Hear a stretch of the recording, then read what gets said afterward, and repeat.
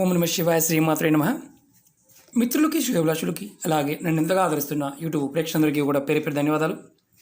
మిత్రులరా, మీ అందరికీ కూడా ఆ పరాదేవత ఎల్లవెల్లలా మీతో ఉండి మీ మనోవాంఛ నెరవేర్చాలని మనస్ఫూర్తిగా కోరుకుంటున్నాను. చాలామంది మిత్రులు, గురువుగారు మేము అప్పు అయిపోతున్నామండి, బాగా అప్పులు చేస్తున్నాము, అప్పు తీర్చలేకపోతున్నాము, అప్పు మీద అప్పు చేస్తున్నాము, ఇంట్లో మాకు గొడవలు అవుతూ ఉన్నాయి, భార్యతో గొడవలు అవుతున్నాయి, పిల్లలతో సరిగ్గా సుఖం లేదు, అలాగే మా తల్లిగారికి మా కుటుంబ సభ్యులకి ఎప్పుడు దీర్ఘ అనారోగ్యంతో బాధపడుతున్నాము, ఎందువల్ల తెలియదు, మేము అప్పు చేసిన తర్వాత మళ్ళీ అప్పు తీర్చడానికి మళ్ళీ అప్పు చేస్తున్నాము, అప్పు తీర్చడానికి కూడా అప్పే చేస్తున్నాము, మేము ఏ పని చేసినా 4 రోజులు బాగుంటుంది అనిపిస్తుంది, 4 రోజుల తర్వాత ఆ పనిలో ఇబ్బందులు వస్తున్నాయి, మేము అడుగుపెట్టిన తర్వాత ఆ పని ఇబ్బంది వస్తుంది, ఎందువల్ల నేను చాలామంది అడగడం జరిగింది. మిత్రులారా, గుర్తుంచుకోవాల్సింది ఏంటంటే, మన జాతకంలో చంద్రుడు సరిగా లేనప్పుడు, చంద్రబలం సరిగా లేనప్పుడు మన జీవితంలో ఎలాంటి సమస్యలు ఎదుర్కొంటాం.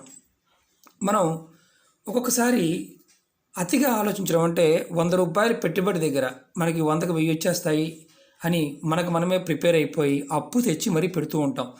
ఎవరి జాతకంలో అయితే చంద్రుడు నీచంగా ఉంటాడో వారికి ఇలాంటి సమస్యలు వస్తాయి. ఇలాంటి సమస్యలు వచ్చినప్పుడు బయటపడడానికి మనం మామూలుగా ముచ్చి పొంగరం పెట్టుకోవడం, అలాగే చంద్రగ్రహానికి జపం చేయడం, దాన ధర్మాలు చేయడం చేస్తూ ఉంటాం. అలాగే ఈరోజు మనం లాల్ కితాబు నుంచి అతి తేలికైన అద్భుతమైన ఉపాయాలు తెలుసుకుందాం. ఎవరైతే ఎక్కువ ఇబ్బంది పడుతున్నారో, అంటే వృత్తిపరంగాను వ్యాపార పరంగా కూడా ఇబ్బందులు వస్తూ ఉంటాయి, వీరికి విచిత్రం ఏంటంటే, ఎప్పుడైతే చంద్రుడు జాతకరీత్యా నీచంలో ఉంటాడో ఐరన్ సంబంధించి వ్యాపారాలు వారికి కలిసి రావు. అందులో చేయటం వల్ల విపరీతమైన లాసులు వస్తాయి. వీరికి ఏమనుకుంటారంటే, మేము అంతకుముందు బాగా ఉందండి, కానీ ప్రస్తుతం ఇబ్బందికరంగా ఉంది, చాలా లాస్ వచ్చిందండి, చాలామంది మెయిల్స్లో కామెంట్స్లో అడుగుతూ ఉన్నారు. చంద్రుడు మనోకారకుడు. మన మనసు బాగున్నప్పుడు, సరైన నిర్ణయం తీసుకున్నప్పుడు మాత్రమే మన జీవితం బాగుంటుంది. ఈరోజు ఉపాయంలో ఎవరైతే ఇలాంటి సమస్యలతో బాధపడుతున్నారో, ఎవరికైనా సరే, ఆడవారు కానీ మగవారు కానీ, ఈ చిన్న చిన్న ఉపాయాలు ప్రయత్నం చేయండి, ఖచ్చితంగా ఫలితం అనేది మీకు ఉంటుంది. రెండోది ఏంటంటే, ఇవి చేయటం వల్ల మనం మానసికంగా మంచి ఏదో చెడేదో మనమే తెలుసుకోగలుగుతాం. అంత అద్భుతమైన శక్తి ఈ పరిహారాల్లో ఉంటుంది.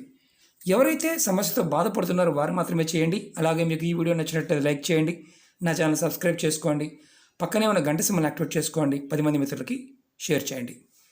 ముందుగా ఎవరైతే ఈ సమస్యలతో బాధపడుతున్నారో వారు మీ దగ్గరలో ఏదైనా, అంటే వృద్ధాశ్రమం కానీ, లేదంటే విధవరాండ్లు ఉండే ఆశ్రమం కానీ, అంటే దాన ధర్మాలు చేయడానికి మనకు ఎప్పుడైనా సరే ఎక్కడైనా అవకాశం ఉన్నప్పుడు, అంటే ఇలాంటి వారికి, అంటే వృద్ధులకి అలాగే విధవరాండ్లకి మనం దాన ధర్మాలు చేయడానికి అవకాశం ఉంటే ఖచ్చితంగా సోమవారం నాడు మీరు అక్కడికి వెళ్ళి వారికి తినడానికి ఆహార పదార్థాలని ఇవ్వండి.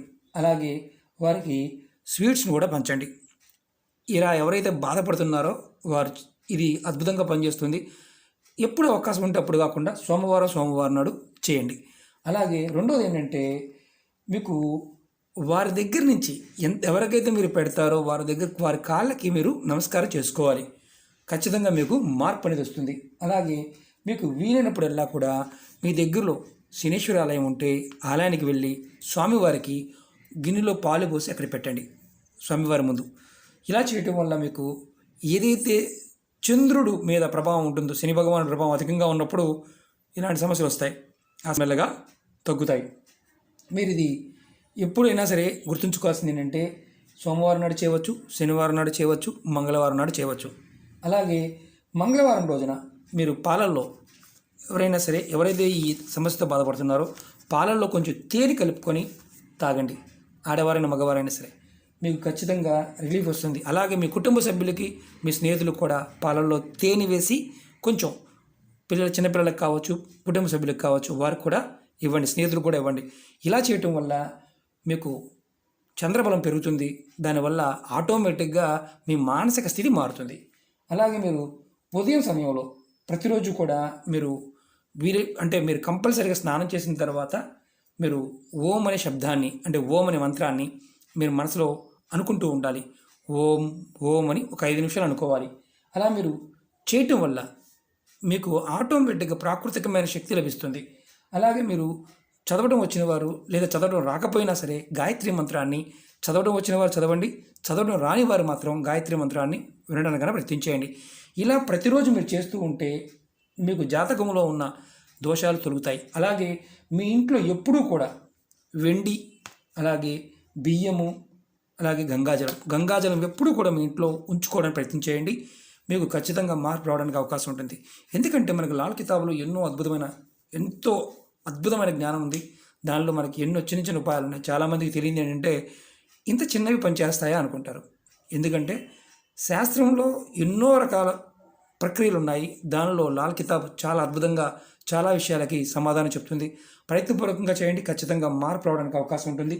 చంద్రుడు బాగున్నప్పుడే మన జాతకంలో చంద్రుడు బాగున్నప్పుడే మన మనసు బాగుంటుంది. మన మనసు బాగున్నప్పుడే మనం చేసే పనులన్నీ బాగుంటాయి. కుటుంబ విషయాలు కానీ అన్ని విషయాలు కూడా చక్కగా సర్దుకుంటాయి. ఇందులో మీరు ఏది చేయగలిగితే అది ప్రయత్నం చేయండి, ఖచ్చితంగా ఫలితం అనేది ఉంటుంది.